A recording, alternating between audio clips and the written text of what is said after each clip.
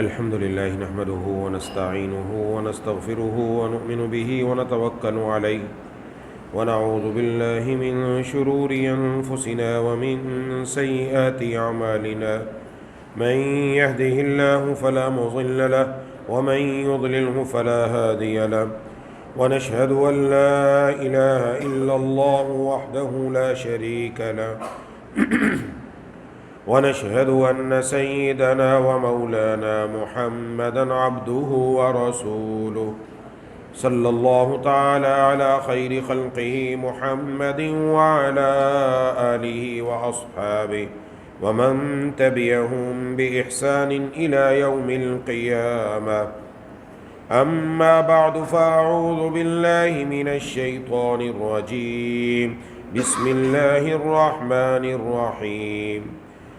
ثم ليقضوا تفثهم وليوفوا نذورهم وليطوفوا بالبيت العتيق. صدق الله العظيم.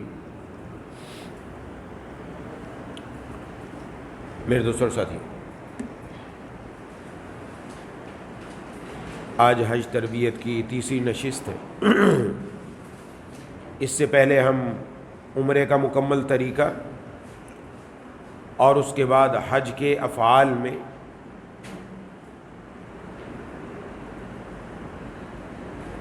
مینا آ کر کنکریاں مارنا اور قربانی کرنا، اور اس کے بعد حلق کرا کر طواف زیارت ادا کرنا۔ اس کے بعد 11 اور 12 ذوالحجہ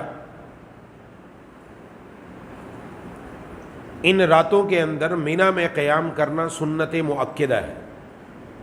بلا عذر چھوڑ کر مکۃ المکرمہ آ جانا یا اپنے ہوٹل اور بلڈنگ میں آ کر قیام کرنا مکروہ ہے۔ اس لیے اس بات کی مکمل کوشش کی جائے کہ 11 اور 12 ذوالحجہ کی جو راتیں ہیں یہ راتیں مینا کے اندر ہی گزاری جائے۔ ہاں، اگر طواف زیارت کرنے کے لیے رات کے وقت میں ہم مغرب کے وقت میں یا عصر کے وقت میں نکلے اور مکۃ المکرمہ پہنچے، مسجد حرام جا کر طواف زیارت کرنا ہے، سعی کرنی ہے، اس کی وجہ سے مینا نہیں پہنچ سکے تو پھر کوئی بات نہیں، لیکن بلا عذر مینا کے قیام کو نہیں چھوڑنا چاہیے۔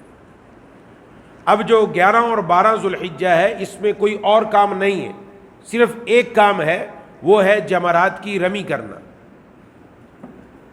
یعنی تینوں شیطانوں کو کنکریاں مارنا، یہ واجب ہے۔ اور ان دنوں کے اندر جو اس کا بہتر وقت ہے وہ وقت ہے زوال کے بعد سے اگلے دن کی صبح صادق تک۔ مکمل وقت زوال کے بعد سے اگلے دن کی صبح صادق تک، یہ مکمل وقت ہے۔ لیکن مسنون وقت یہ ہے کہ زوال کے بعد غروب آفتاب تک اس کو جا کر کنکریاں مار لی جائیں۔ بہت سارے لوگ کوشش کرتے ہیں کہ فجر کے بعد ہی نکل جائیں اور زوال سے پہلے وہ کنکریاں مارنے کے لیے نکل جاتے ہیں۔ ہم نے کسی کی دیکھا دیکھی ایسا کام نہیں کرنا۔ 11 اور 12 ذوالحجہ کے دن کنکری مارنے کا وقت چاروں ائمہ کے نزدیک زوال کے بعد ہے۔ زوال سے پہلے اجازت نہیں ہے، بالکل یہ یاد رکھنا چاہیے۔ زوال سے پہلے اگر کنکریاں ماری تو ضائع ہو جائیں گی، ہمیں دوبارہ آ کر زوال کے بعد مارنی پڑے گی، اس لیے اس کا اہتمام کرنا چاہیے۔ پچھلے سالوں میں بھی چونکہ گرمی زیادہ تھی، گرمی کی وجہ سے سعودی حکومت کی طرف سے کچھ پابندی ہوتی ہے، وہ یہ چاہتے ہیں کہ لوگ سخت گرمی میں نہ نکلیں، اس لیے بسا اوقات بس 2-4 دن پہلے ہی لوگوں کے اندر یہ باتیں پھیلنا شروع ہو جاتی ہیں کہ سعودی حکومت کی طرف سے پابندی ہے، ہم زوال کے بعد نہیں نکل سکتے، یہ مسئلہ ہو جائے گا، وہ مسئلہ ہو جائے گا۔ کچھ بھی نہیں ہوگا۔ الحمدللہ ہر سال حجاج کرام کو بتاتے رہتے ہیں، ہم یہاں سے وہ حضرات منسلک ہوتے ہیں ہمارے ساتھ گروپ کے اندر اور ان کو مسائل سے آگاہ کیا جاتا ہے۔ تو ہم نے اس بات کی کوشش کرنی ہے 11 تاریخ کو آپ نے زوال سے پہلے ہرگز نہیں نکلنا، زوال کے بعد نکلنا ہے۔ ٹھیک ہے، ظہر کے بعد نہیں نکلے، آپ عصر کے بعد نکل جائیں، لیکن غروب آفتاب سے پہلے آرام سے رمی کر سکتے ہیں۔ اور میں اس سے پہلے مشورہ دے چکا ہوں کہ طواف زیارت بھی آپ 11 کو کریں، اس لیے 11 تاریخ کو آپ نے کنکریاں مارنے کے لیے زوال کے بعد نہ نکلے، بلکہ آپ عصر کی نماز پڑھ کر پھر نکلے تو بھی درست ہے، اور اگر آپ ظہر کی نماز پڑھ کر نکلے تو بھی درست ہے، ظہر کی نماز پڑھ کر جا کے کنکریاں ماریں، وہیں سے نکل جائیں آپ طواف زیارت کے لیے، یا عصر کی نماز کے بعد آپ طواف زیارت کے لیے اس کے لیے کنکریاں مارنے کے لیے نکل جائیں، کنکریاں مار کر پھر آپ دوبارہ سیدھا نکل جائیں طواف زیارت کے لیے، مغرب کے بعد وہاں پہنچیں گے، عشاء کے بعد طواف زیارت کریں، سعی کریں اور اپنے معاملات مکمل کر کے آ جائیں۔ تو بہرحال بہتر طریقہ یہ کہ زوال کے بعد سے غروب آفتاب تک یہ مسنون وقت ہے، اور غروب کے بعد سے اگلے دن صبح صادق تک یہ مکروہ وقت ہے۔ تاہم کوئی ضعیف مرد ہے یا خواتین ہیں وہ دھوپ میں نہیں نکل سکتی اور کمزوری کی وجہ سے، بیماری کی وجہ سے منع کیا گیا ہے ان کو، تو اگر وہ سورج غروب ہونے کے بعد نکلتے ہیں، رات کے اندر نکلتے ہیں اور جا کر رات کے اندر وہ رمی کرتے ہیں، تو ان کے لیے یہ مکروہ نہیں ہے، عام آدمی کے لیے مکروہ ہے۔ اب آپ کے سامنے جمرات واضح کیے جا رہے ہیں۔ آج ہم نے 3 جمرات پر کنکریاں مارنی ہے، اور آپ کے آنے کا راستہ بھی واضح کیا جا رہا ہے اس کے اندر، کہ آپ اس طرف سے آئیں گے، اس طرف سے یا اس طرف سے، اور آ کر ادھر آپ نے اندر آنا ہے، یہاں اندر آئیں گے، اور یہاں سب سے پہلا جو جمرہ ہے یہ جمرہ صغرا کہلاتا ہے، جمرہ صغرا، جمرہ صغرا چھوٹا شیطان، اس کو 7 کنکریاں مارنی ہے، اور 7 کنکریاں مارتے ہوئے اللہ اکبر کہہ کر ہر کنکری مارنی ہے۔ اور میں اس سے پہلے بھی دعا بتلا چکا ہوں، انشاءاللہ آگے جا کر اس میں مزید دعا آ بھی جائے گی، اور جو آپ حضرات کو پرچے تقسیم کیے گئے اس میں وہ خاص مسنون دعا بھی لکھی ہوئی ہے جو اس وقت پڑھنی چاہیے۔ تو وہ بعض مرتبہ مسنون دعائیں بتائی جاتی ہیں تو لوگ سمجھتے ہیں یہ تو بہت ساری دعائیں ہو گئی، یاد کرنا مشکل ہو جائے گا، اس لیے وہ ساری کی ساری نہیں بتائی جاتی، لیکن آپ کے پاس جو پیپر موجود ہے اس پیپر کے اندر وہ دعا لکھی ہے، آپ نے وہ پڑھنی ہے یہاں پر۔ تو کم از کم کنکری مارتے ہوئے اللہ اکبر تو کہا جائے، تو 7 کنکریاں مارنی ہے، اور اس کا طریقہ بھی آگے انشاءاللہ پوری تفصیل آ جائے گی۔ اس کو 7 کنکریاں مارنے کے بعد اب آپ نے یہاں سے آگے بڑھنا ہے، اور یہاں جا کر رک جائیں، یہاں یا درمیان میں نہیں رکنا، کیونکہ لوگوں کا رش ہے، لوگ آ رہے ہیں، آنے کی وجہ سے ان کو پریشانی ہوگی، یہاں نہیں رکنا۔ آپ نے یہاں کنکری ماری، نکلتے ہوئے اس طرف آ جائیں، اس دیوار کے پاس، اور یہاں آ کر کھڑے ہو کر قبلہ رخ ہو کر دعا کریں۔ محبوب کبریا خاتم الانبیاء سرکار دو عالم صلی اللہ علیہ وسلم کا یہ عمل تھا، آپ نے یہاں آ کر رک کر قبلہ رخ ہو کر دعا کی، یہاں بھی دعا کی قبولیت کا موقع ہے، اس لیے اس کو جانے نہیں دینا چاہیے، اس لیے قبلہ رخ کھڑے ہو کر دعاؤں کا خوب اہتمام کیا جائے، جتنی دیر دعا کر سکے، بہرحال زیادہ دیر نہیں رکنے دیتے، کیونکہ یہاں پر جو پولیس والے کھڑے ہوتے ہیں وہ زیادہ سے زیادہ لوگوں کو آگے نکالتے ہیں تاکہ پیچھے آنے والا رش اس کی وجہ سے لوگوں کو مسائل پیدا نہ ہو، تو جتنی دیر رک سکیں وہاں کھڑے ہو کر دعا کا اہتمام کریں۔ اس کے بعد اب ہم آگے نکلیں گے، اور آگے جا کر آپ کے پاس آ گیا یہ دوسرا جمرہ، اس کو جمرہ وسطیٰ کہا جاتا ہے، جمرہ وسطیٰ، جمرہ وسطیٰ ہے، اس جمرے کو بھی 7 کنکریاں مارنی ہے، اور اس کا طریقہ بھی وہی ہے، ایک ایک کنکری لے کر الگ الگ مارنی ہے، کم از کم اللہ اکبر کہتے ہوئے کنکری ماریں گے، اور کنکری مارنے کے بعد اس کو بھی 7 کنکریاں ہم نے مار لی، اور مار کر آگے نکل کر پھر کھڑے ہو جانا، یہاں جا کر کھڑے ہو جائے، ایک طرف ہو جائے، کھڑے ہو کر قبلہ رخ ہو جائے، اور کھڑے ہو کر دعا کا اہتمام کریں، یہاں پر بھی دعا کی قبولیت کا موقع ہے۔ تو یہ ذہن میں رکھ لیں کہ ہر جمرے کے بعد، یعنی ایک جمرے کو جب ہم نے کنکریاں ماری، اس کے بعد دوسرے جمرے کو بھی کنکریاں مارنی ہے، ان دونوں کے درمیان دعا کرنا مسنون ہے۔ تو ایک جمرے کو کنکری ماری، اس کے بعد یہاں مارنی ہے، اس لیے یہاں دعا کرنا مسنون ہے۔ اس کے بعد اب تیسرے نمبر پر آ کر یہاں ہم نے کنکری مارنی ہے، تو اس لیے ان دونوں کے درمیان بھی یہاں کھڑے ہو کر دعا کرنا مسنون ہے، یہاں دعا کا اہتمام کیا جائے۔ اس کے بعد ہم آگے بڑھیں گے، اور آگے بڑھ کے یہ ہمارے پاس جمرہ عقبہ آ گیا، یہ بڑا شیطان ہے، اس کو 7 کنکریاں مارنی ہے۔ پہلے دن ہم نے صرف اسی کو کنکریاں ماری تھی، آج آخر میں آ کر اس کو 7 کنکریاں ماریں گے، اور اللہ اکبر کہتے ہوئے 7 کنکریاں ماریں گے، اور مارنے کے بعد بس آگے آپ نے نکل جانا ہے، آپ کے جو باہر نکلنے کا راستہ ہے آپ نے باہر نکل جانا ہے۔ اس کے بعد دعا نہیں کرنی، یہاں کھڑے ہو کر آپ صلی اللہ علیہ وسلم نے دعا نہیں فرمائی تھی، بس پہلے کے بعد دعا کریں گے، دوسرے کے بعد دعا کریں گے، تیسرے کے بعد دعا نہیں کریں گے، اور آگے نکل جائیں گے۔ یہ آپ کے پاس اب جمرہ، اس کی تصویر بڑی دکھائی گئی تاکہ آپ کو نظر آ جائے، یہ کافی طویل ہے، کوئی چھوٹی موٹی جگہ نہیں ہے، بہت بڑی جگہ ہے، بآسانی بندہ یہاں کنکریاں مار سکتا ہے، اور اب تو سعودی حکومت کی طرف سے اتنی سہولت ہو گئی، کوئی دھکم پیل نہیں۔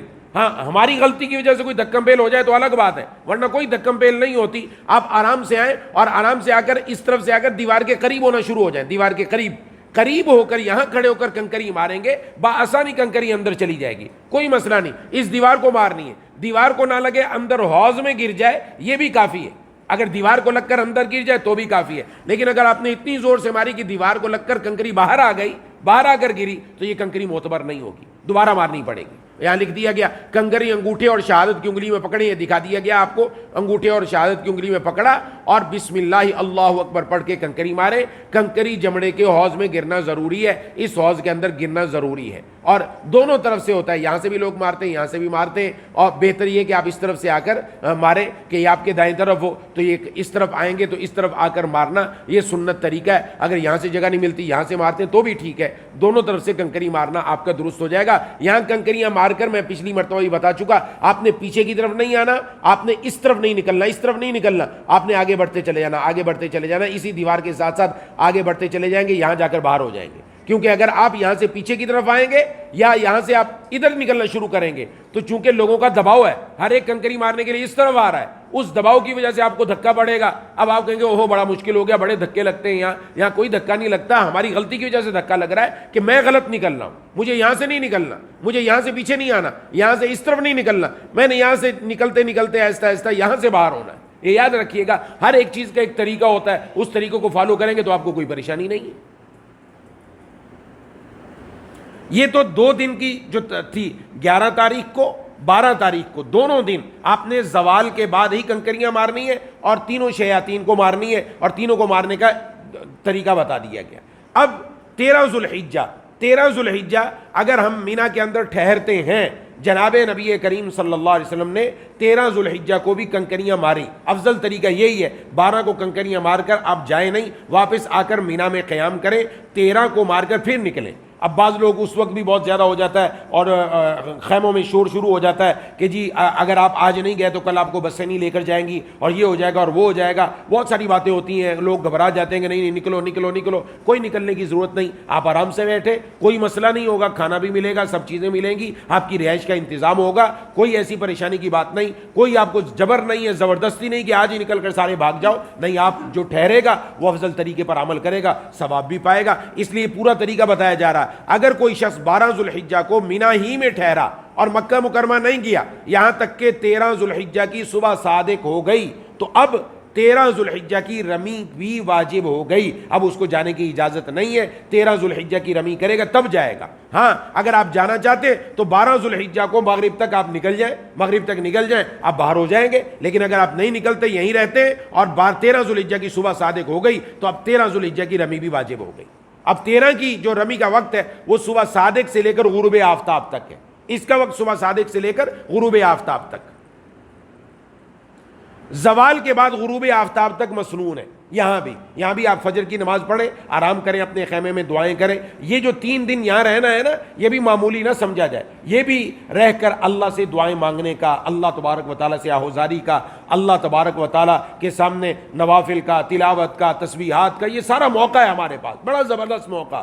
ہم وہاں تفریح کرنے کے لیے نہیں گئے. یہ 5 دن ہمارے بڑے اہم عبادت کے، اس لیے 11 تاریخ 12 تاریخ ذو الحجہ کی یہ بڑا اہم ہے، معمولی نہ سمجھے. 13 ذو الحجہ بھی اہم ہے، لہذا دعاؤں کا اہتمام کریں. زوال کے بعد نکلے، زوال کے بعد آپ ظہر کی نماز پڑھیں، ظہر کی نماز پڑھ کے زوال کے بعد نکلیں، سیدھے کنکریاں ماریں، کنکریاں مار کے آپ سیدھے اپنی بلڈنگ کی طرف آ جائیں. اور جو پچھلے سالوں میں جو تجربہ ہے اس میں جو قیام ہے وہ مینا کے قریب ہی رکھا گیا. بلڈنگ عموماً مینا کے قریب ہی ہے، تو اگر پیدل بھی جائیں گے آرام سے بلڈنگ میں پہنچ جائیں گے، کوئی مسئلہ نہیں، کوئی پریشانی کی بات نہیں. اور سعودی حکومت کی طرف سے ایسا انتظام ہے، راستے میں آپ کے لیے پانی کا مستقل انتظام ہے، آپ کے پاس شاور ہوگا، شاور کے ذریعے آپ اپنے اوپر پانی مار سکتے ہیں، سب چیزیں انتظام ہوتا ہے الحمدللہ. وہاں جا کر سب انسان کو اندازہ ہو جاتا ہے، تو کوئی ایسی پریشانی کی بات نہیں، کوئی گھبرانے کی بات نہیں، بہت زبردست انتظام ہے، بآسانی جا سکتے ہیں.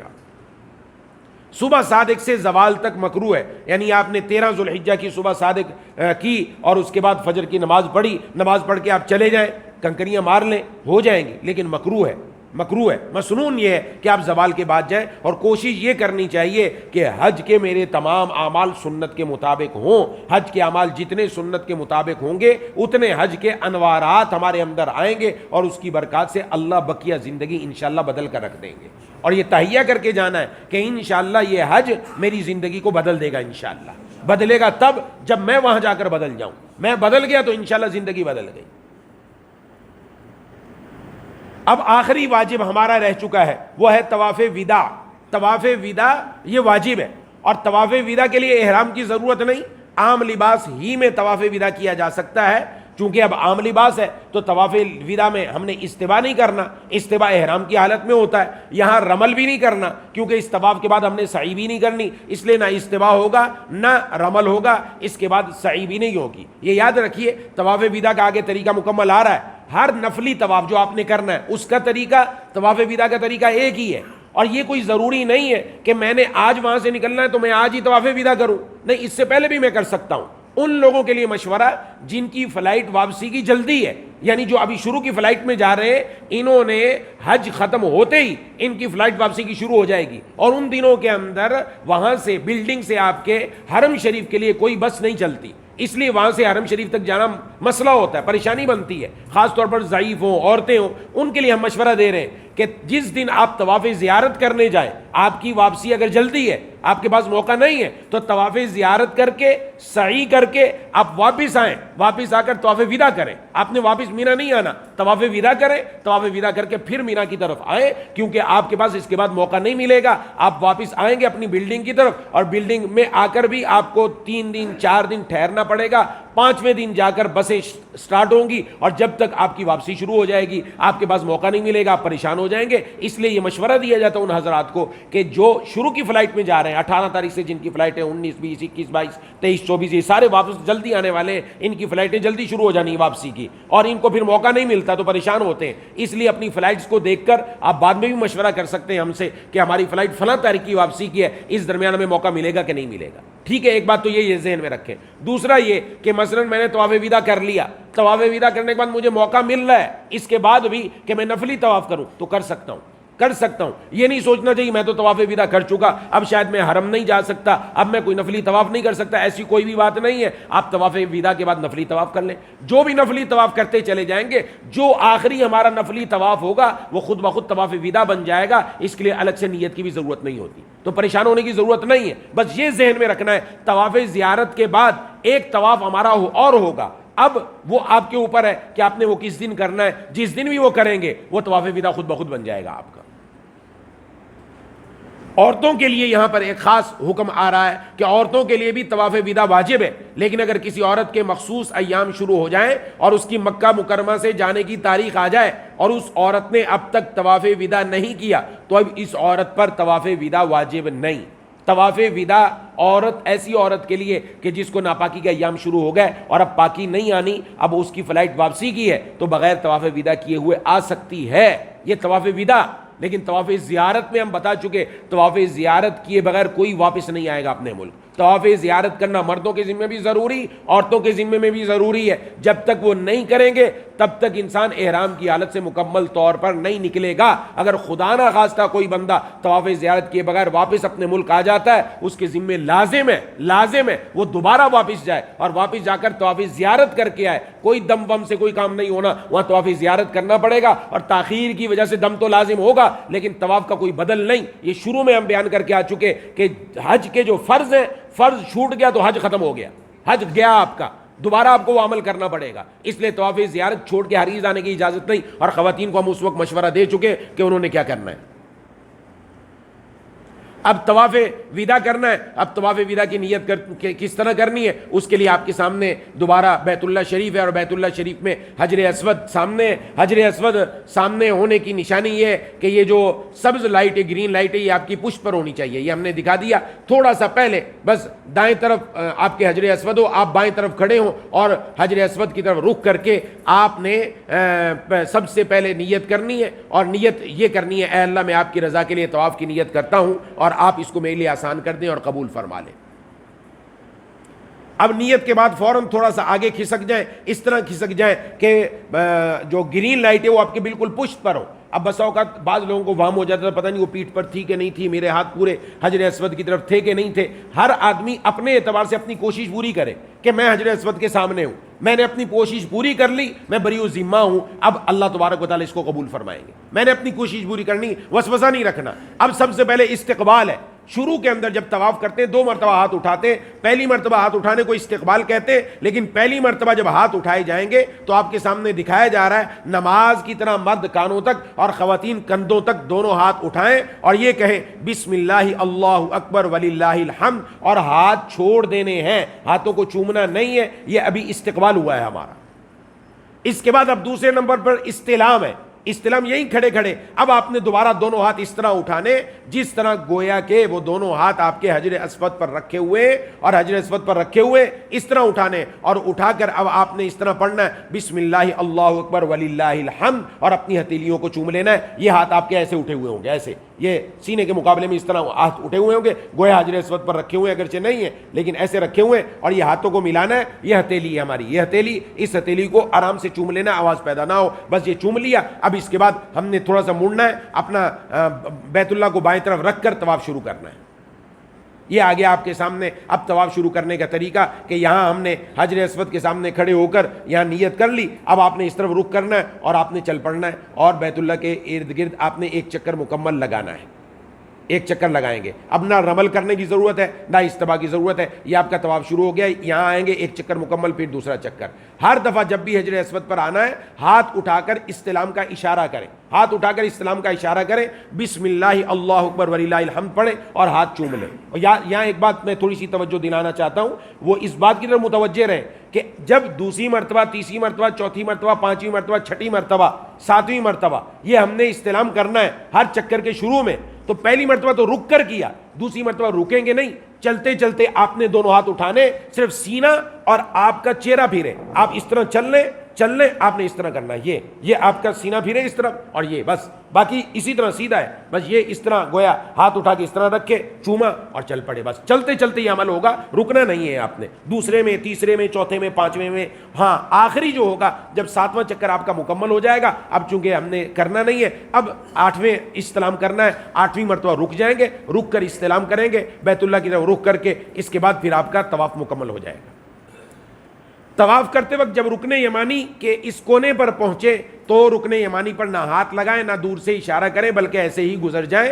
رکن یمانی اور حجر اسود کے درمیان, یہ رکن یمانی ہے, یہ حجر اسود ہے, ان دونوں کے درمیان یہ والی دعا پڑھنا جناب نبی کریم صلی اللہ علیہ وسلم سے منقول ہے. ربنا آتنا فی الدنیا حسنہ وفی الآخرۃ حسنہ وقنا عذاب النار. شروع میں بھی میں عرض کر چکا تھا, جب پہلا طواف کی باری آئی تھی, طواف کرتے ہوئے بیت اللہ کی طرف نظر نہیں کرنی, طواف کرتے ہوئے اپنے سامنے دیکھنا, اپنے سامنے دیکھنا ہے, بیت اللہ کو نہیں دیکھنا. بیت اللہ کو دیکھنا بے ادبی ہے, طواف کرتے ہوئے دیکھنا. ویسے تو بیت اللہ کو دیکھنا, اگر کوئی آدمی بیٹھا ہوا ہے بیٹھ کر دیکھنا بھی اس پر رحمت کے نزول کا سبب بنتا ہے, رحمت کے نزول کا سبب بنتا ہے. جب بیٹھا ہوا ہو ویسے ہی دیدار کرتا رہے بیت اللہ کا, تب بھی اللہ تعالیٰ کی رحمت نازل ہوتی, لیکن دوران طواف بیت اللہ کی طرف نظر نہیں کرنی. ہاں یہ دیکھنے کے لیے رکن یمانی آیا ہے, حجر اسود آیا, اگر گردن پھیر کر دیکھ لیا جائے تو اس کی اجازت ہے کہ تاکہ پتہ چل جائے میں نے یہاں یہ عمل کرنا ہے. بقیہ آپ نے جو پورا چکر لگانا ہے اس پورے چکر میں کوئی بھی دعائیں مانگی جائیں اللہ تبارک و تعالیٰ سے, قرآن کی تلاوت کی بجائے دعاؤں کا اہتمام کیا جائے, اور دعا آہستہ پڑھی جائے, دوسرے لوگوں کے طواف کے اندر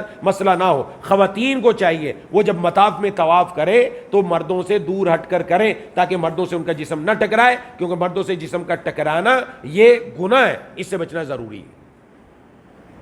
طواف سے فارغ ہو گئے تو 3 کام کرنے, کئی مرتبہ آ چکا. سب سے پہلا کام یہ ہے, مکروہ اور ممنوع وقت نہ ہو تو 2 رکعت واجب طواف مقام ابراہیم کے سامنے ادا کرنا. یہ مقام ابراہیم, بعض لوگ اس کو آگے بھی چومنے لگ جاتے ہیں, نہیں چومنا. چومنا ہے تو صرف حجر اسود چومنے کا حکم ہے. چومنا ہے تو ملتزم جہاں پر جاتے ہوئے بندے کو دھکم بیل ہوگی, اس لیے ہم وہاں بھی جانے سے منع کرتے, وہاں چومنا ہے بس, اس کے علاوہ کسی چیز کو چومنا نہیں, اس کو بھی نہیں چومنا. اس کے سامنے جگہ مل جائے وہاں پر 2 رکعت پڑھ لیں, اگر جگہ نہیں ملے پیچھے کہیں جگہ مل جائے یا کہیں بھی مسجد میں جگہ مل جائے وہاں یہ 2 رکعت ادا کی جا سکتی ہیں. اور مکروہ اور ممنوع وقت اس کی تفصیل بتا چکا ہوں. مکروہ وقت کا مطلب ہے کہ 2 اوقات, فجر کی نماز کا وقت پورا کا پورا, اور عصر کی نماز جب ہم نے پڑھ لی تو عصر کی نماز پڑھنے سے لے کر مغرب تک یہ مکروہ وقت ہے, اس کے اندر ہم نفل نہیں پڑھ سکتے. اور ممنوع وقت سورج نکلنے کے وقت, عین استوا کا وقت جس کو زوال کے سے پہلے کا وقت ہوتا ہے مختصر سا, اور سورج غروب ہونے کا وقت. دوسرا کام اگر ہجوم نہ ہو تو ملتزم سے چمٹ کر ورنہ اس کی سیدھ میں کھڑے ہو کر دعا کرنا، یہ بھی دعا کی قبولیت کا موقع. یہ ملتزم دکھا دیا گیا. بیت اللہ شریف کا دروازہ، یہ حجر اسود، ان دونوں کے درمیان یہ جو چھوٹا سا حصہ ہے اس کو کہا جاتا ہے ملتزم. اگر موقع ہو اور بندہ وہاں تک پہنچ سکتا ہے تو پھر کر لے، لیکن دھکم پیل نہ ہو. پہلے بتا دیا دھکا دینا، کسی کو آگے پیچھے کرنا، ہاں یہ ایذاء مسلم حرام ہے. مستحب کام کے لیے ایذاء مسلم کی اجازت نہیں ہے. اس کی سیدھ میں کھڑے ہو کر دعا مانگے، چمٹ کر بھی دعا قبول ہوتی ہے، دور سے کھڑے ہو کر بھی دعا قبول ہوتی ہے. تیسرا کام ہے زمزم خوب پیٹ بھر کے پینا اور دعا پڑھنا. اس کا بھی اہتمام کیا جائے. آپ نے کوشش یہ کرنی ہے مسجد نبوی میں ہو یا مکۃ المکرمہ میں ہو، کہیں بھی ہو، آپ نے وہاں دوسرا پانی پینا ہی نہیں، صرف زمزم پینا ہے. اور جس نیت سے پیئیں گے انشاءاللہ بالکل ٹھیک ہے. خاص طور پر جسمانی بیماریوں کے اعتبار سے، روحانی بیماریوں کے اعتبار سے، پھر اس کے علاوہ جو جو چاہیں. اور اس کے لیے دعا منقول ہے اللہم انی اسألک علما نافعا ورزقا واسعا وشفاء من کل داء. یہ اور ساتھ اس بات کا بھی خیال رکھنا چاہیے کہ وہاں ہمارے احباب جتنے جاتے وہ اس بات کا خیال نہیں رکھتے، بس پانی پینے کے لیے صف میں پانی منگوا لیا کسی سے، صف میں پانی پیا، وہیں اٹھا کر گلاس پٹک دیا، اب نماز پڑھی اپنے نکل گئے. وہ بیچارے جو صفائی کرنے والے وہ اسی کام میں لگے ہوئے ہیں، یہاں سے گلاس اٹھایا وہاں سے اٹھایا، اور کبھی گلاس میں تھوڑا سا پانی ہوتا ہے وہ بھی قالین پر گر گیا. ایسا کچھ بھی نہیں کرنا.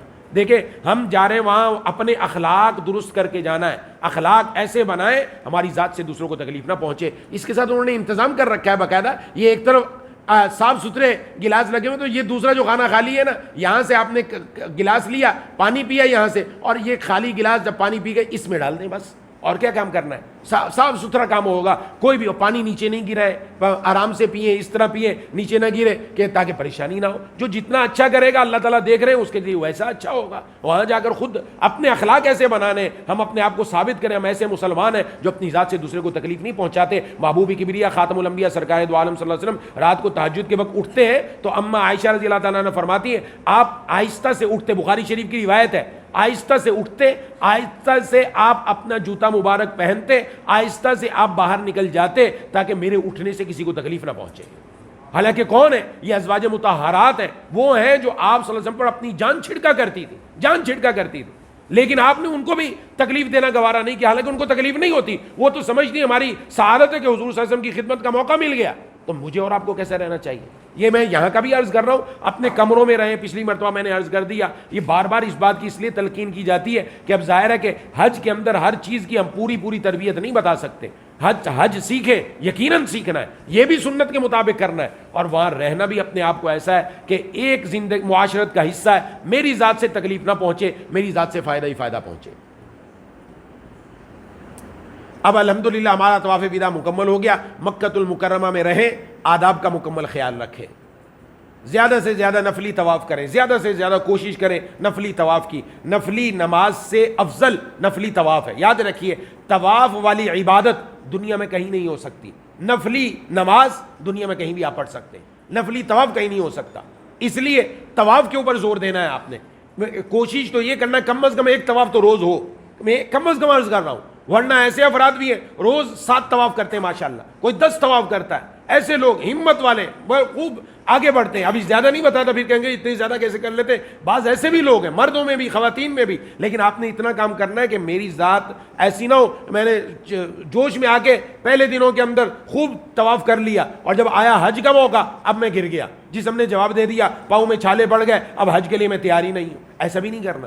یہ یاد رکھیں نفل کام اتنا کریں جتنی ہمت ہے.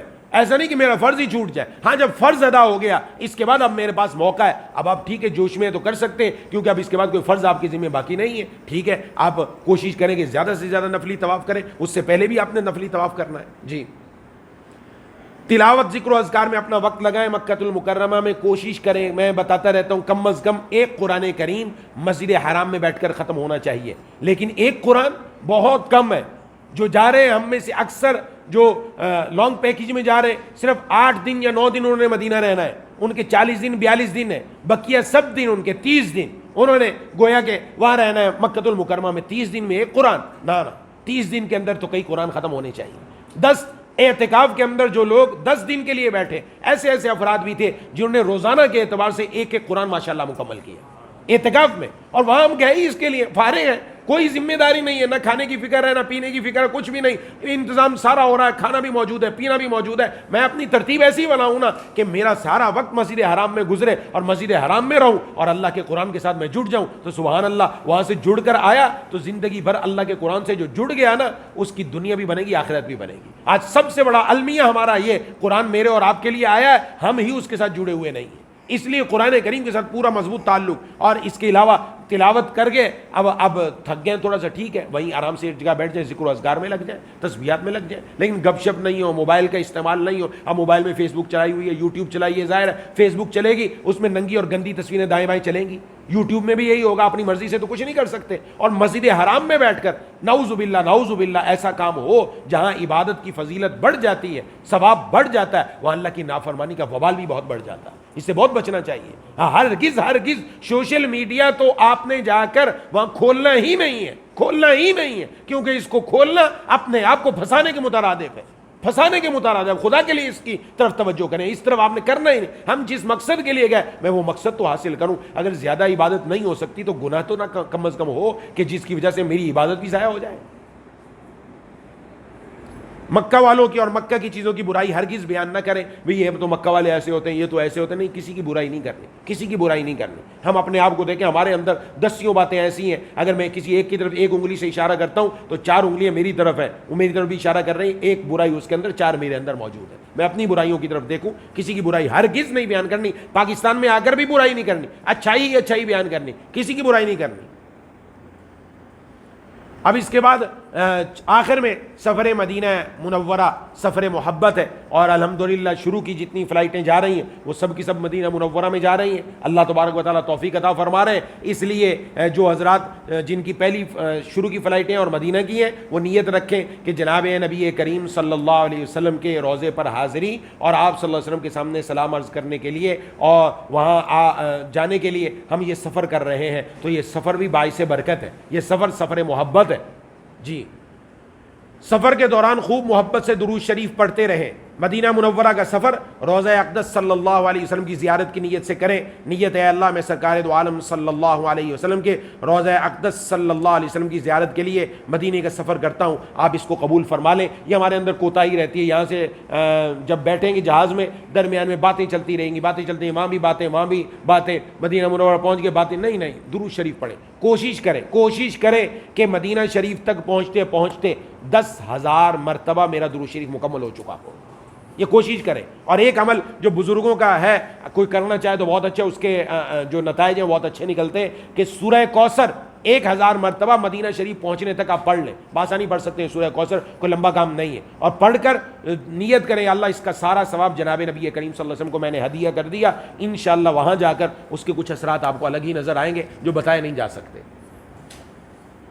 مدینہ منورہ پہنچ کر جلد بازی نہیں کرنی، اپنا سامان ہوٹل میں رکھیں، ہوٹل میں رکھ گیا، کمرہ مل گیا، اب آپ غسل کریں، اچھا لباس پہنیں، خوشبو لگائیں، اب معمولی جگہ نہیں جا رہے، بڑی اہم جگہ جا رہے، درود شریف پڑھتے ہوئے مسجد نبوی کی طرف صلی اللہ علیہ وسلم کی طرف پورے ادب اور احترام کے ساتھ جائیں، مسجد نبی صلی اللہ علیہ وسلم میں حاضری۔ اب ظاہر ہے تمام مساجد کا ایک ادب ہے، تو مسجد نبوی کی عظمت اور ادب بھی اتنا اور زیادہ ہونا چاہیے کہ معمولی جگہ پر نہیں ہے، یہاں ہم وہاں جا رہے ہیں جہاں جناب نبی کریم صلی اللہ علیہ وسلم آرام فرما ہے، وہاں ہم نے جانا ہے، تو اس لیے مسجد نبوی صلی اللہ علیہ وسلم میں دعا پڑھ کر دایاں پاؤں اندر رکھ کر داخل ہوں، جو مسجد میں داخل ہونے کی دعا پڑھی جاتی ہے وہ دعا پڑھ کر پھر اندر داخل ہوں۔ اب اس کے بعد اندر داخل ہو گئے آپ کے پاس اگر مکروہ وقت نہیں ہے، ممنوع وقت نہیں ہے، تو 2 رکعت نماز توبہ کی نیت سے پڑھ لیں، توبہ کی نیت سے پڑھ کر پھر جناب نبی کریم صلی اللہ علیہ وسلم کے روضے پر حاضری دینے کے لیے جانا ہے، اللہ سے خوب مانگ کر یا اللہ میرے گناہوں کو معاف فرما دے اور مجھے پاک و صاف فرما دے، میں جناب نبی کریم صلی اللہ علیہ وسلم کے روضے پر حاضری کے لیے جا رہا ہوں۔ اب جب رسول اللہ صلی اللہ علیہ وسلم کے روضے پر حاضری کے لیے جائیں تو ظاہر ہے کہ فوراً نہیں پہنچتا، آج کل کے اعتبار سے انہوں نے کچھ رکاوٹیں کھڑی کی ہیں، کافی لمبا آپ کو چکر لگا کر پھر وہاں تک پہنچتے ہیں، تو اس درمیان میں درود شریف کثرت سے رکھیں، دل کے اندر ندامت ہو، شرمندگی ہو کہ میں کیسا نالائق، میں کیا اپنے گناہوں کا بوجھ اپنا اوپر لاد کر جناب نبی کریم صلی اللہ علیہ وسلم کے روضے پر حاضری دینے کے لیے آ رہا ہوں، اپنی کمائیگی کا احساس ہو، اپنے گناہوں کا احساس ہو، اپنے اندر شرمندگی ہو، آنکھوں سے آنسو جاری ہو، اس انداز میں وہاں جانا ہے۔ یہ نہیں کہ وہاں جا رہے ہیں اور موبائل کھلا ہوا ہے، چلو جی سیلفیاں ہو رہی ہیں اور براہ راست پاکستان میں دکھایا جا رہا ہے جی جا رہا ہوں تم بھی دیکھو. انتہائی گستاخی، انتہائی بے ادبی ہے، یاد رکھیں، انتہائی گستاخی، انتہائی بے ادبی ہے. آپ جا کہاں رہے ہیں؟ وہاں جا رہے ہیں جن کے بارے میں جناب نبی کریم صلی اللہ علیہ وسلم کے بارے میں ہمارا عقیدہ ہے آپ صلی اللہ علیہ وسلم اپنی قبر میں حیات ہیں، اور آپ نے ارشاد فرمایا کہ جو میرے روزے پر آ کر سلام بھیجتا ہے میں اس کو بذات خود سنتا ہوں، بذات خود سنتا ہوں. معمولی بات ہے کیا؟ یہ سمجھ لینا چاہیے کہ معمولی بات نہیں ہے. یہ جو کام ہو رہا ہے نا یہ انتہائی گستاخی. اسی لیے جو جاتا ہے یہ گستاخیاں جو کر کے آتے ہیں ہم، اسی کی وجہ سے ہمارا حج قبول نہیں ہوتا، ہمارے اعمال وہیں کے وہیں رہ جاتے ہیں. خدا کے لیے اس طرف توجہ کرنی چاہیے. یہ ریا، دکھلاوا، نام و نمود یہی چھوڑ کر جائیں، اخلاص لے کر جائیں. میں اللہ کی رضا کے لیے گیا، اللہ کی رضا ہی لے کر آؤں گا انشاءاللہ اپنے ساتھ. یہ عہد کر کے جائیں. اس لیے اپنا موبائل اندر جیب میں رکھ کے درود شریف، جیسے میں نے عرض کر دیا، دل کے اندر احساس ہو. کتنے ایسے لوگ وہاں پہنچتے ہیں ان کے اندر طاقت نہیں. آج بھی ایسے لوگ موجود ہیں، آج بھی میں کہہ رہا ہوں ایسے لوگ موجود ہیں. وہاں جا کر فون کر کے وہ بتاتے ہیں کہ ہم قدم نہیں بڑھ رہے، ہمارے سسکیاں لے کر رو رہے ہوتے ہیں کہ ہم ایسی جگہ پر پہنچے ہوئے، قدم کیسے آگے لے کر جائیں ہم، کہ رسول اللہ صلی اللہ علیہ وسلم کے سامنے حاضری کیسے ہوگی. یہ احساس دل میں ہونا چاہیے. جو لے کر جائے گا تو یقیناً پائے گا. تو بہرحال روضہ اقدس صلی اللہ علیہ وسلم کی طرف جائیں، اور جب آپ جالیوں کے سامنے پہنچ جائیں تو جس جالی پر رسول اللہ صلی اللہ علیہ وسلم کے نام کی تختی لگی ہوئی ہے اس جالی میں موجود گول سوراخ کے سامنے 3 یا 4 ہاتھ کے فاصلے پر نظریں نیچی کر کے باادب کھڑے ہو جائیں. چونکہ وہاں سامنے کھڑا ہونا ہمارے اختیار میں نہیں ہے، ایک لائن چل رہی ہے اور ان کی طرف سے کھڑے ہونے کی بھی اجازت نہیں. چند لمحے کے لیے آپ رکتے ہیں بس. یہ آپ کے سامنے یہاں نظر آ رہا ہے، آپ کو رسول اللہ صلی اللہ علیہ وسلم یہاں نظر آ رہا ہے، یہ بھی نظر آ رہا ہے محمد رسول اللہ، اور یہ آپ کو نظر آ رہا ہے. بعض لوگ اس میں جھانک کر اندر دیکھتے ہیں شاید نظر آ جائے، کچھ بھی نظر نہیں آنا. اندر دیوار ہے، اندر کچھ نہیں نظر آنا کہ یہاں سے دیکھ کر اندر کچھ نظر آ جائے گا، کچھ بھی نہیں نظر آنا. اس لیے دیکھنے کی ضرورت نہیں، اپنی نظریں جھکی ہوئی ہوں. اب درمیانی آواز میں رسول اللہ صلی اللہ علیہ وسلم کی خدمت میں سلام عرض کرے اور اپنے لیے شفاعت کی درخواست کرے. یوں کہے الصلاۃ والسلام علیک یا رسول اللہ صلی اللہ علیہ وسلم، الصلاۃ والسلام علیک یا حبیب اللہ صلی اللہ علیہ وسلم، الصلاۃ والسلام علیک یا خاتم النبیین صلی اللہ علیہ وسلم. چونکہ ہمارا عقیدہ ہے جناب نبی کریم صلی اللہ علیہ وسلم اپنی قبر مبارک میں حیات ہے اور وہ سن رہے ہیں، اس لیے اس انداز میں آپ صلی اللہ علیہ وسلم پر صلاۃ و سلام عرض کیا جائے گا. اس کے بعد آگے بڑھیں گے تو حضرت ابوبکر صدیق رضی اللہ تعالیٰ عنہ کی تختی لگی ہوئی آپ کو نظر آئے گی. یہ اب اس کے بعد تھوڑا آگے چلے اور جس جالی پر حضرت ابوبکر صدیق رضی اللہ تعالیٰ عنہ کے نام کی تختی لگی ہوئی ہے اس جالی میں موجود گول سوراخ کے سامنے 3 یا 4 ہاتھ کے فاصلے پر نظریں نیچی کر کے بادب کھڑے ہو جائیں. پوری توجہ کے ساتھ درمیانی آواز میں ان کی خدمت میں بھی سلام عرض کریں. السلام علیکم یا امیر المؤمنین سیدنا ابا بکر الصدیق رضی اللہ تعالی عنہ. اس کے بعد آگے بڑھیں. آگے حضرت عمر بن خطاب رضی اللہ تعالیٰ عنہ کی تختی لگی ہوئی ہے، ان کی خدمت میں بھی سلام عرض کرنا ہے. اس جالی میں موجود گول سوراخ کے سامنے 3 یا 4 ہاتھ کے فاصلے پر نظریں نیچی کر کے بادب کھڑے ہو جائیں. پوری توجہ کے ساتھ درمیانی آواز میں ان کی خدمت میں بھی سلام عرض کریں. السلام علیکم یا امیر المؤمنین سیدنا عمر بن الخطاب رضی اللہ تعالی عنہ.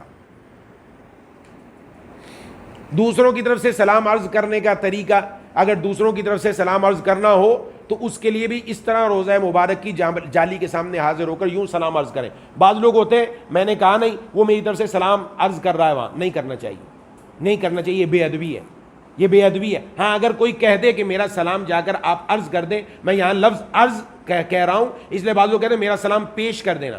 پیش اونچی چیز ہوتی ہے، ہم کوئی اونچے نہیں، ہم نیچے ہیں. عرض کرنا، بڑوں کے سامنے چیز عرض کی جاتی ہے، پیش نہیں کی جاتی. اس لیے الفاظ کے انتخاب کے اندر بھی اس بات کا خیال رکھنا چاہیے کہ جناب نبی کریم صلی اللہ علیہ وسلم کی روزے پر جب حاضری ہو تو سلام عرض کر دینا. تو اگر ہمیں کوئی کہے کہ میرا سلام عرض کر دینا تو اس کا نام لکھ لیں، آپ اپنے پاس نام لکھ لیں. اگر چند افراد نے کہا تو ان کا نام لے کر سلام عرض کر دیں گے. بہت سارے لوگوں نے کہا تو پھر کیا کہیں گے؟ یہ آپ کے سامنے عرض ہے کہ یا رسول اللہ صلی اللہ علیہ وسلم فہیم اشرف یہ میرا نام ہے، اور محمد عادل یہ جناب مولانا مفتی محمد عادل صاحب جو لیپ ٹاپ پر ہیں اور سارا سنبھال رہے ہیں، یہ بھی ماشاءاللہ حج کے مسائل میں ماہر ہیں اور ہمارے ساتھ ہی چلتے رہتے ہیں. تو آپ کی خدمت میں سلام عرض کیا ہے، آپ ان کا سلام قبول فرما لیں، وہ آپ کی شفاعت کے امیدوار ہیں. تو یہ ہماری طرف سے ابھی سے ہی درخواست ہے آپ سے، جن کو یاد رہے وہ ہماری طرف سے سلام عرض کر دیں. اگر نام یاد نہ ہو تو یوں کہیں بہت سے لوگوں نے آپ کی خدمت میں سلام عرض کیا ہے، آپ ان کا سلام قبول فرما لیں، وہ آپ کی شفاعت کی امیدوار ہیں.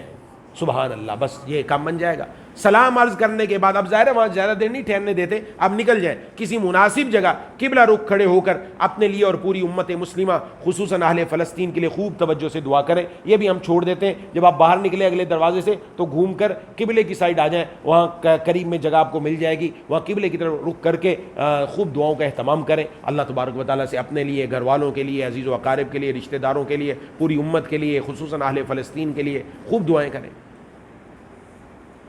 خواتین کے سلام عرض کرنے کا طریقہ، خواتین بھی انہی الفاظ سے سلام عرض کریں گی، لیکن چونکہ آج کل خواتین کو روضہ مبارک کی جالیوں کے سامنے حاضر ہو کر سلام عرض کرنے کی اجازت نہیں، اس لیے خواتین ریاض الجنہ میں یا مسجد نبی صلی اللہ علیہ وسلم سے باہر قبلے کی طرف کھڑی ہو کر پورے ادب اور احترام سے دھیمی آواز سے سلام عرض کر سکتی ہیں. پیچھے کی طرف اس سے ان کو آنے کی اجازت ہے، یا پھر وہ باہر آ جائیں، مسجد نبی کی جو پہلی دیوار ہے وہاں کھڑے ہو کر وہاں سے بھی سلام عرض کر سکتی ہیں.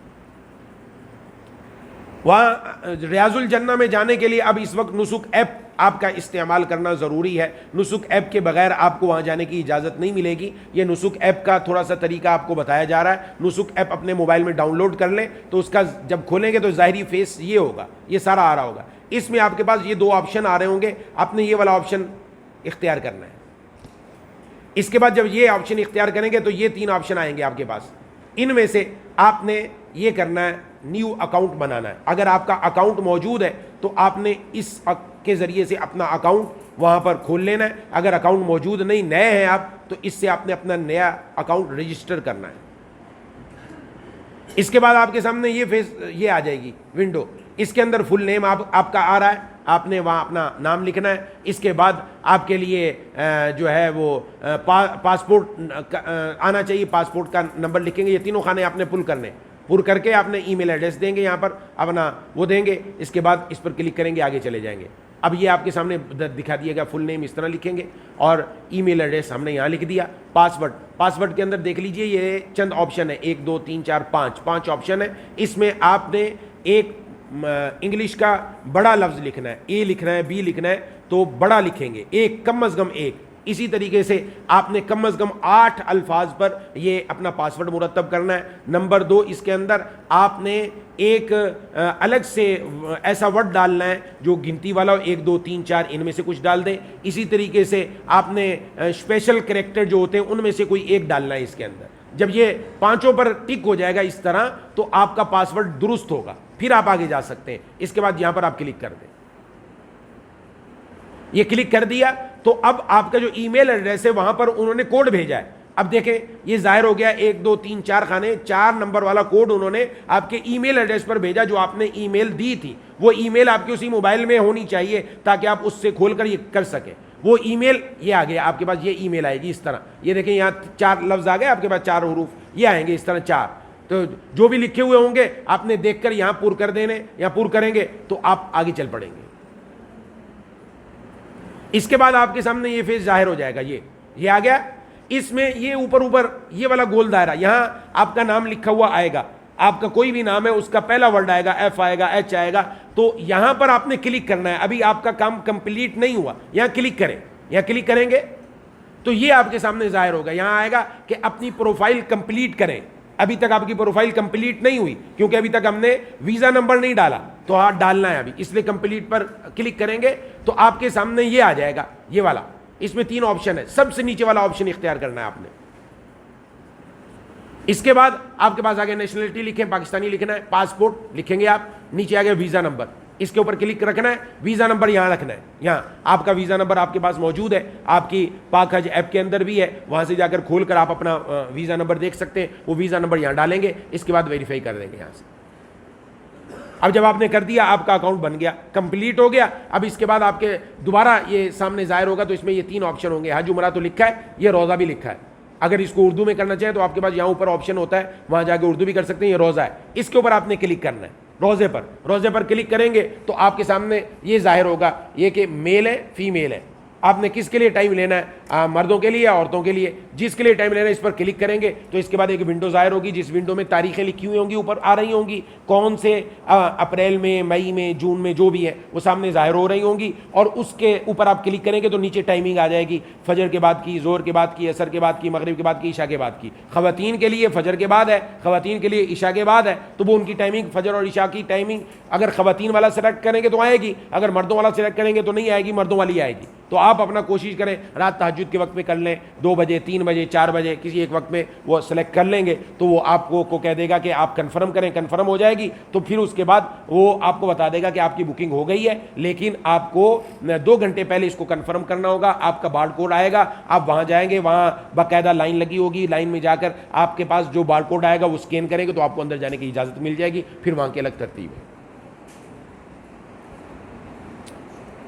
یہ ریاض الجنہ کے اندر کا حصہ آپ کو سامنے دکھایا گیا ہے۔ ریاض الجنہ میں یہ محراب النبی ہے صلی اللہ علیہ وسلم، اس جگہ جناب نبی کریم صلی اللہ علیہ وسلم کھڑے ہو کر نماز پڑھایا کرتے تھے، آج بھی یہ جگہ موجود ہے۔ اس کے قریب قریب میں جہاں جگہ مل جائے وہاں نماز ادا کریں۔ اچھا، بعض احباب ایسے ہوتے ہیں وہ جا کر بیٹھ ہی جاتے ہیں، اٹھنے کا نام ہی نہیں لیتے۔ ٹھیک ہے، اللہ تعالیٰ نے مجھے موقع دیا تو میں وہاں سے کھڑا ہو جاؤں، کسی دوسرے ساتھی کو موقع دے دوں، اب دوسرے ساتھی بھی تو پڑھ لیں۔ میں بیٹھا ہوں، کوئی کہتا ہے میں تو 1 گھنٹہ بیٹھ کے آیا، میں تو 2 گھنٹے بیٹھ کے آیا، تو 2 گھنٹے 4 گھنٹے کسی کا ٹائم نہیں، 20 منٹ ٹائم ہے، 20 منٹ۔ تو اس لیے اس کا بھی اہتمام کریں، اپنے اندر یہ جذبہ پیدا کریں، ایک اللہ تعالیٰ نے مجھے جو چیز دی ہے وہ میرے مسلمان بھائی کو کیوں نہ ملے۔ میں اگر وہاں بیٹھا رہوں گا کوئی بھی نہیں آگے بیٹھے گا تو میں تو اٹھ جاؤں نا وہاں سے۔ آج اللہ تعالیٰ نے میری یہ دل کی خواہش پوری کر دی تو دوسرے ساتھی کی بھی تو پوری ہونی چاہیے۔ اپنے اندر یہ جذبہ رکھے، مخلوق خدا سے محبت ہونی چاہیے۔ تو بہرحال مسجد نبی میں داخل ہونے کے بعد ریاض الجنہ میں آ جائے، یہاں جب آپ کا پرمٹ آ گیا، محراب النبی صلی اللہ علیہ وسلم کے پاس جگہ مل جائے تو وہاں یا جہاں جگہ مل جائے 2 رکعت نفل ادا کریں۔ پورا ریاض الجنہ وہ جگہ ہے جس کو جنت کا ٹکڑا کہا گیا ہے، لہذا کسی بھی جگہ بھی، اور اللہ کا شکر ادا کریں اس نے اس مقام تک پہنچا دیا۔ یہ دعا بھی کریں، یا اللہ میں سلام عرض کرنے جا رہا ہوں، اس کے بعد اگر سلام عرض کرنے جانا ہے تو ٹھیک ہے، ورنہ یہ کرنے کی ضرورت نہیں۔ اچھا، یہاں بھی لوگ بیٹھ کر ویڈیو بنانا شروع کر دیتے ہیں، سیلفیاں بنانا شروع کر دیتے ہیں۔ آپ سوچے تو صحیح، اس کے قریب ہی رسول اللہ صلی اللہ علیہ وسلم آرام فرمائے، یہ 7 والی دیوار میں رسول اللہ صلی اللہ علیہ وسلم آرام فرمائے، اور قریب میں بیٹھ کر ہم وہاں شور و شغب، خاص طور پر خواتین ان کو سمجھایا جائے، شور و شغب، اونچی اونچی آواز میں باتیں کرنا، اور پھر پاکستان فون کر کے اور ویڈیو کال کر کے اور وہیں سے سب کچھ ہو رہا ہے، بالکل گستاخی ہے، بے ادبی عرض کر رہا ہوں میں، انتہائی گستاخی ہے۔ اور مسجد کے اندر تو یہ ویڈیو بنانا جائز ہی نہیں، اجازت ہی نہیں دی گئی اس کی۔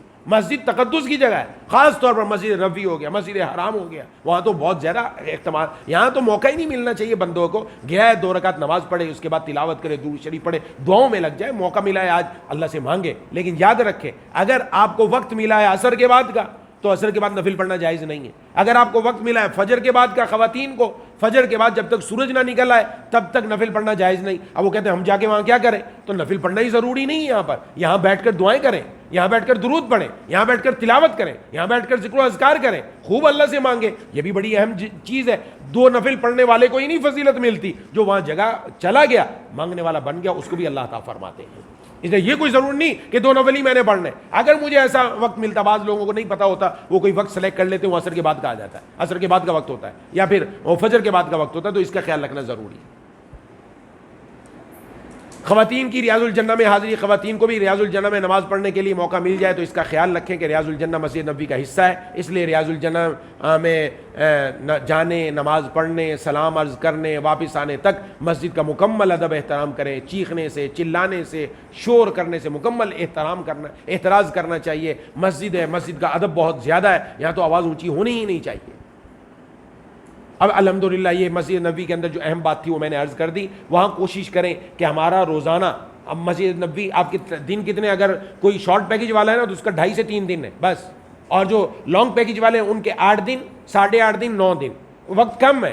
اس میں کم از کم 1 قرآن مکمل ہو، اس کے ساتھ روزانہ کم از کم درود شریف 3000 مرتبہ، اور کوشش کرنی ہے کہ میرے درود شریف کی تعداد اتنی بڑھے کہ میں وہاں رہتے رہتے 10,000 تک پہنچ جاؤں۔ آپ کہیں 10,000 بہت ہے، تو 10,000 بہت نہیں ہے۔ ایک بزرگ سے پوچھا آپ کتنا پڑھ لیتے ہیں؟ کہ بس زیادہ نہیں، اللہ تعالیٰ توفیق دیتے ہیں، روزانہ اللہ 40,000 مرتبہ درود شریف پڑھنے کی توفیق عطا فرماتے ہیں۔ کیا لوگ ہیں، کیسے لوگ ہیں، اللہ برکت دیتے ہیں۔ یہی وہ لوگ ہیں جو واقعتاً اس دنیا کے اندر چلتے پھرتے جناب نبی کریم صلی اللہ علیہ وسلم کے سچے غلام اور سچے امتی ہیں، کہ جن کی زندگی ایسے گزرتی ہے۔ واقعتاً زندگی بدل جاتی. تو بہرحال وہاں اس کا خاص خیال رکھنا ہے. اور جب بھی مسجد نبوی میں آپ نے جانا نماز پڑھنے کے لیے تو آپ وہاں وقت ضائع نہ کریں, وہاں سے آپ اٹھ کر جائیں, جناب نبی کریم صلی اللہ علیہ وسلم کے روضے پر حاضری دیں, سلام عرض کریں, جتنا موقع بار بار ملے اچھا ہے, جانا چاہیے وہاں پر. بہرحال مسجد مدینہ منورہ میں ایک اہم جو ہمارے پاس زیارت ہے وہ ہے مسجد قباء کی, اسلام کی سب سے پہلی اور مسجد نبوی کے بعد مدینہ کی سب سے مقدس ترین مسجد. یہ وہ ہے جس کے بارے میں آتا ہے کہ نبی صلی اللہ علیہ وسلم ہفتے والے دن یہاں پیدل تشریف لاتے اور 2 رکعت نفل ادا کرتے. اور اب سعودی حکومت نے ماشاءاللہ بڑا بہترین زبردست قسم کا یہاں سے ایک راستہ پیدل چلنے والوں کے لیے بنایا ہے جو مسجد نبوی سے مسجد قباء تک جاتا ہے. تقریباً 40 سے 45 منٹ میں آپ آرام سے پہنچ جاتے ہیں. فجر کی نماز پڑھیں, فجر کی نماز کے بعد وہاں سے روانہ ہو اور مسجد قباء تک آپ 45 منٹ میں پہنچ جائیں گے. اشراق کا وقت ہو جائے گا, وہاں جا کر 2 رکعت نفل پڑھیں. جناب نبی کریم صلی اللہ علیہ وسلم نے فرمایا جو وضو کرے پھر مسجد قباء آئے 2 رکعت نماز پڑھے, اللہ تعالیٰ اس کو ایک عمرے کے برابر ثواب عطا فرماتے ہیں. تو یہ کوئی معمولی بات نہیں ہے. تو روز موقع ملے تو بہت اچھا ہے. ہفتے کا دن اگر مل جائے تو جناب نبی کریم صلی اللہ علیہ وسلم کی یہ سنت زندہ ہو جائے گی. آپ خصوصاً ہفتے والے دن جاتے تھے اور پیدل تشریف لے جاتے تھے, کبھی سواری پر بھی جاتے تھے, عموماً پیدل جاتے تھے. تو پیدل جانے کے لیے ہمارے پاس بہترین ذریعہ, اب تو آج کل چیزیں ہی ایسی بن گئی کہ وہ پریشانی نہیں, پیدل چلتے جائیں اور زبردست ہے, دائیں بائیں پودے بہت کچھ لگا ہوا ہے, وہ بھی دیکھتے ہوئے جائیں تو بندہ آرام سے پہنچ جاتا ہے. درود شریف کثرت کرتا جائے اور دعائیں پڑھتا ہوا جائے. جی, مدینہ منورہ شریف میں مکمل آداب کا خیال رکھیں. زیادہ سے زیادہ روضہ مبارک پر حاضر ہو کر سلام عرض کریں. بتا چکا ہوں, تلاوت, ذکر و اذکار, درود شریف اور اتباع سنت میں اپنا وقت لگائیں. اتباع سنت 24 گھنٹے کی میری زندگی رسول اللہ صلی اللہ علیہ وسلم کے طریقے کے مطابق ہو. یاد رکھیں, صرف یہی نہیں ہے کہ میں وہاں چلا گیا بس ختم. میرا اٹھنا بیٹھنا, میرا چلنا پھرنا, کھانا پینا, حتیٰ کہ بیت الخلاء جانا, بیت الخلاء سے آنا, سونا جاگنا, یہ رسول اللہ صلی اللہ علیہ وسلم کے طریقے کے مطابق ہو. وہاں جا کر میرے لیے بہترین موقع ہے. مجھے اگر دعائیں یاد نہیں, مصنون دعائیں یاد کروں, صبح جاگنے کی دعا, رات کو سونے کی دعا, بیت الخلاء جانے کی دعا, بیت الخلاء سے نکلنے کی دعا, مسجد میں جانے کی دعا, مسجد سے نکلنے کی دعا, کھانا کھانے کی دعا, کھانے سے فارغ ہو کر اس کی دعا, پانی پینے کی دعا, پانی سے فارغ ہو گئے اس کے بعد دعا. یہ ساری چیزیں, بہت دعائیں ہیں, وہ اپنی زندگی میں لے کر آئیں, اس کے مطابق گزاریں. مدینے والوں کی اور مدینے کی چیزوں کی ہرگز برائی نہیں کرنی, اس کا بہت اہتمام کرنا ہے. یہ الحمدللہ ہمارا جو تھا سیشن مکمل ہو گیا, تمام باتیں آ چکی ہیں. تاہم کچھ مسائل ہیں جن کی طرف میں آپ کو توجہ دلانا چاہتا ہوں, ان کی طرف آپ نے توجہ رکھنی ہے. ان میں پہلا مسئلہ جو بتانا ہے, بعض لوگ پوچھتے رہتے ہیں کہ دوسرے کی طرف سے ہم عمرہ کرنا چاہتے ہیں, کس طرح کریں دوسرے کی طرف سے عمرہ. تو دوسرے کی طرف سے عمرہ کرنے کے 2 طریقے ہیں. ایک طواف کرنے کے بھی, طواف بھی کرنا چاہتے ہیں, عمرہ بھی کرنا چاہتے ہیں, وہ دونوں ہو سکتے ہیں. زندہ کی طرف سے بھی ہو سکتے ہیں, جو دنیا سے چلے گا ان کی طرف سے بھی ہو سکتا ہے. ایک طریقہ یہ ہے کہ میں اپنی نیت سے احرام باندھوں, عمرہ کروں, عمرہ کر کے نیت کروں یا اللہ اس کا ثواب فلاں کو پہنچا دیجئے, 1 کو پہنچانا ہے, 2 کو پہنچانا ہے, 10 کو پہنچانا ہے, سب کو پہنچ جائے گا. ٹھیک ہے. اور ایک طریقہ یہ کہ میں احرام انہی کی نیت سے باندھوں کہ میں فلاں آدمی کی طرف سے میں عمرے کا احرام باندھتا ہوں, بس اتنا ہی کافی ہے, اس کے بعد جو عمرہ ہوگا سارا کا ثواب ان کو مل جائے گا. ٹھیک ہے, اس کا خیال رکھیں. ایک تو بات یہ.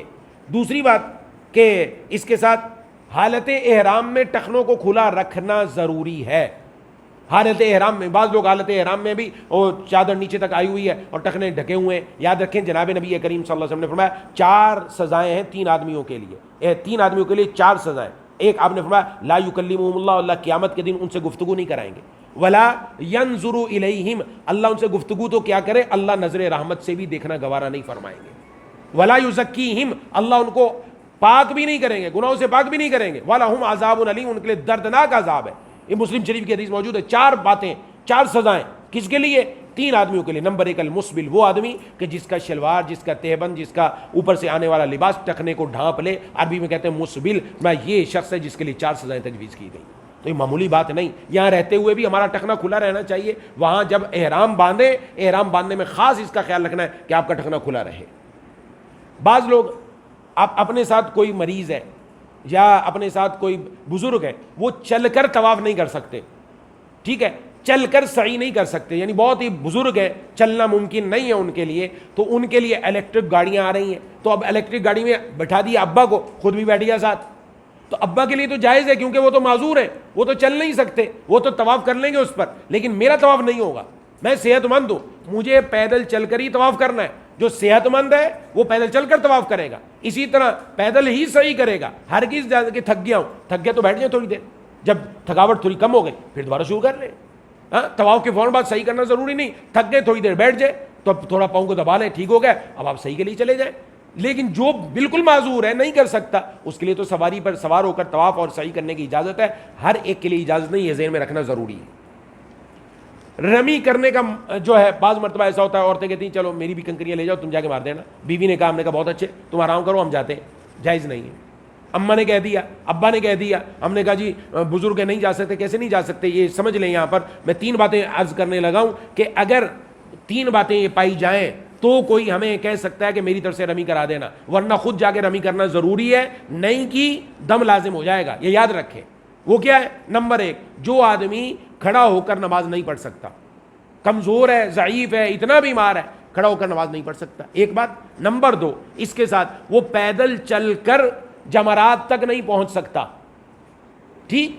نمبر 3، پیدل تو نہیں جا سکتا لیکن سواری پر جا سکتا ہے. تو سواری کا اگر انتظام ہے، ویل چیئر کا انتظام ہے اور ان کی طرف سے لے جانے کی اجازت ہے، ویل چیئر پر یہ جا سکتا ہے، تو پھر ویل چیئر پر بیٹھ کر جانا بھی ضروری. ٹھیک. اگر ویل چیئر پر بھی نہیں جا سکتا، ویل چیئر پر بھی جائے گا تو سخت تکلیف، سخت بیمار ہونے کا اس کو یقین ہے یا ظن غالب ہے، اس بندے کے لیے اجازت ہے یہ اپنے کسی بندے کو کہہ دے کہ تم میری طرف سے جا کر کنکریاں مار دینا، میں تمہیں اپنا وکیل بناتا ہوں. باقاعدہ وکیل بنائے. پھر وہ جو بندہ جائے گا پہلے وہ اپنی کنکریاں مارے گا، پھر وہ جس کی طرف سے وکیل بن کر آئے اس کی طرف سے کنکریاں مارے گا. لیکن خام خواہ نہیں، خام خواہ نہیں. میں پہلے عرض کر چکا ہوں، یہ 3 باتیں پائی جائیں تو ہوگا، ورنہ نہیں. اس کی ہم بار بار ان دنوں میں بھی ہدایت کرتے ہیں، بار بار چلاتے ہیں یہ بات کہ یہ 3 باتیں ہوں گی. نمبر 1، وہ کھڑا ہو کر نماز نہیں پڑھ سکتا. نمبر 2، پیدل نہیں چل سکتا. نمبر 3، سواری کا انتظام ہی نہیں، یا سواری کا انتظام ہے لیکن اس پر بھی جائے گا، انتہائی سخت تکلیف کا باعث ہو جائے گا. ایسے آدمی کے لیے اجازت ہے کہ وہ کسی کو بنانا چاہے تو بنا سکتا ہے اپنا وکیل. وہیں پر مکہ مکرمہ میں رہتے ہوئے بعض لوگ زیارت پر جاتے ہیں. اگر ہم مسجد جعرانہ جائیں، مسجد عائشہ جائیں، عرفات جائیں، مینا جائیں، یہ دائیں بائیں غار ہرا جائیں، غار ثور جائیں، ٹھیک ہے، جا سکتے ہیں وہاں پر زیارت کے لیے. وہاں سے واپسی پر عمرہ کرنا ضروری نہیں، عمرہ کرنا ضروری نہیں. لیکن اگر طائف زیارت کے لیے جائیں، طائف بہت سارے لوگ جاتے ہیں، طائف زیارت کے لیے جائیں، واپسی پر عمرہ کرنا ضروری ہے. بغیر احرام باندھے آئے گا تو دم لازم ہو جائے گا، یہ یاد رکھیں. بہت سارے لوگ، بہت شوق ہوتا ہے طائف جانے کا. بھئی سب سے بڑی زیارت تو مکہ مکرمہ کی ہے، مسجد حرام کی ہے. آپ طائف جا رہے، پیچھے سے آپ کی نمازیں نکل رہی ہیں. وہ نماز جہاں 1 لاکھ نماز کا ثواب تھا، 1 لاکھ نماز، 1 لاکھ سے بھی آگے میں عرض کر دوں، 1,35,00,000 نماز کا ثواب آپ کو ملتا ہے ایک نماز پڑھنے پر، ایک دن کی نمازوں پر. 1,35,00,000 ایک دن کی نمازیں مسجد حرام کی. کیونکہ یہاں جماعت کے ساتھ پڑھیں گے 27 گنا، 1 لاکھ وہ ہے، اس کو شامل کریں 5 نمازوں کا، اتنا بنتا ہے. اتنا ثواب، اتنا بڑا ثواب، وہ انسان چھوڑ کر کہاں جا رہا ہے؟ خود غور کرنا چاہیے. تفریح کے لیے تو گئے نہیں ہیں، وہاں تو عبادت کے لیے گئے بھائی. تو اچھا بہرحال کسی نے جانا تو جائے. خاص طور پر خواتین کے لیے بہت سارے لوگ مجبور کرتے ہیں اپنی خواتین کو بھی. اب ان کو ناپاکی کا ایام آئے ہوئے ہیں، وہ بیچاری واپسی پر احرام نہیں باندھ سکتی، آئے گی تو عمرہ نہیں کر سکتی. 600 مسائل اس کے ساتھ کھڑے ہو جائیں گے. پھر بعد میں پریشان ہوتے ہیں کہ جی اب واپس آنے کا ٹائم ہو گیا، اب مدینے جانے کا ٹائم ہو گیا. وہ تو طائف گئے تھے تو انہوں نے وہاں سے احرام نہیں باندھا یا احرام باندھ لیا، اب تک پاک نہیں ہوئی، اب عمرہ نہیں کیا، اب کیا کریں؟ اب تو مدینہ جانا ہے، مدینے سے واپسی کی فلائٹ ہے، اب کیا کریں گے؟ مصیبت میں پھنس جائیں گے. اب کیا کر سکتے ہیں؟ ہماری غلطی ہے، اس لیے ایسا نہ کریں. ایسے ہی زیارتوں پر خواتین کو ویسے بھی جانے کا بڑا شوق ہے، ادھر بھی لے چلو ادھر بھی لے چلو. خواتین جتنا زیادہ چلیں گی نا اتنا زیادہ ان کے ساتھ مسئلے ہیں. مسئلے کیا ہے؟ ناپاکی کے ایام خامخواہ شروع ہو جاتے ہیں، ٹائم سے پہلے شروع ہو جاتے ہیں. یہ ان کے لیے ایک اور مسئلہ کھڑا ہو جائے گا. اس لیے وہاں جا کر تھوڑا سا خیال رکھنا چاہیے، مشاورت رکھنی چاہیے، دیکھنا چاہیے کون سا کام کرنا ہے کون سا نہیں کرنا. حرمین میں جمعے کے دن فجر کی نماز میں جو سورت تلاوت کی جاتی ہے اس میں آیت سجدہ پڑھی جاتی ہے. آیت سجدہ پڑھی جاتی ہے، لوگ واقف نہیں ہوتے اور امام صاحب سجدے میں جاتے ہیں، لوگ رکوع میں ہوتے ہیں. جب امام صاحب اللہ اکبر کہتے ہیں وہ کہتے ہیں یہ کیا ہو رہا ہے، پتہ نہیں چلتا چل کیا رہا ہے وہاں پر.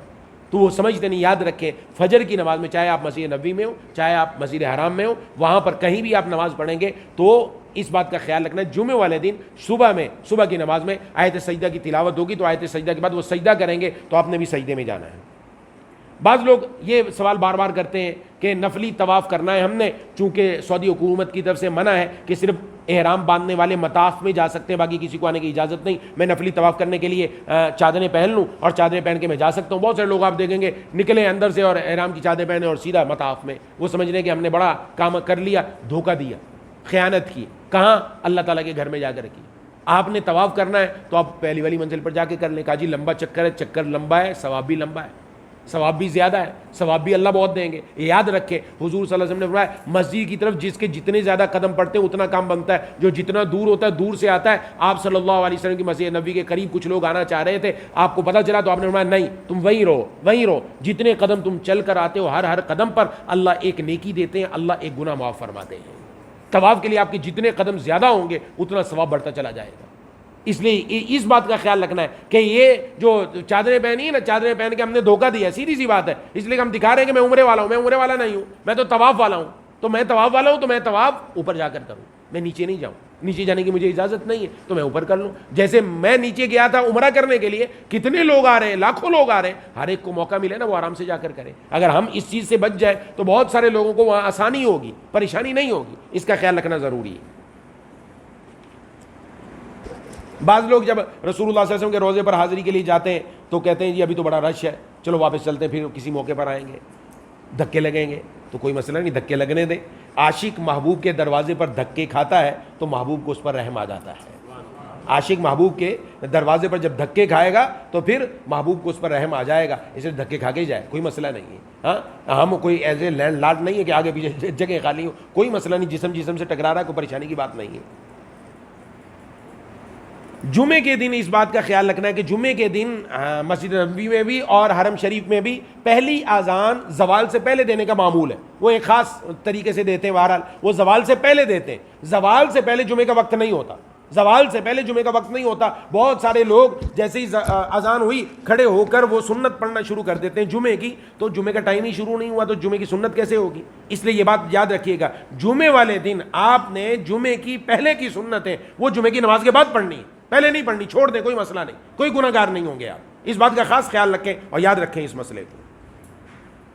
مرد حضرات احرام پہنتے ہیں، خاص طور پر یہ ہمیں مزدلفہ میں، عرفات میں، مینا میں یہاں میں رہنا ہے، رات کو سونا بھی ہے. تو اٹھتے بیٹھتے لیٹتے وقت سطر کا خاص خیال رکھیں. بعض لیٹ جاتے ہیں اور نیچے سے جو چادر ہوتی ہے وہ اٹھ جاتی ہے. رات کے وقت میں دائیں بائیں ہوتے ہیں تو چادر آگے پیچھے ہو جاتی ہے، سطر کھل جاتا ہے. اس کا خیال رکھنا ہے. جو اوپر والی چادر ہے اس کو کھول کر نیچے تک لے آئیں اور نیچے لا کر پاؤں پر رکھ کر آگے اوپر اپنے سینے پر یہاں تک لے آئیں، تاکہ اگر ہم دائیں بائیں بھی ہوں تو وہ چادر ہمیں ڈھانپی ہوئی ہوگی، ہمیں پریشانی نہیں ہوگی. یا ویسے ہی آپ چھوٹی سی ایک چادر اپنے ساتھ رکھ سکتے ہیں تاکہ ان جگہوں پر جا کر وہ چادر میں پاؤں سے اوڑھ لوں. پاؤں پر چادر اوڑھنا جائز ہے. ہاں پاؤں میں جوتا ایسا پہننا جائز نہیں کہ جو ہمارے ابری ہوئی ہڈی کو چھپا دے، لیکن چادر اوڑھ لی کوئی مسئلہ نہیں. اس بات کا بھی خاص خیال رکھنا ہے. یہ چند اہم باتیں تھیں جو میں نے آپ سے عرض کر دی ہیں. تھوڑا سا احرام کا بھی طریقہ میں بتا دیتا ہوں.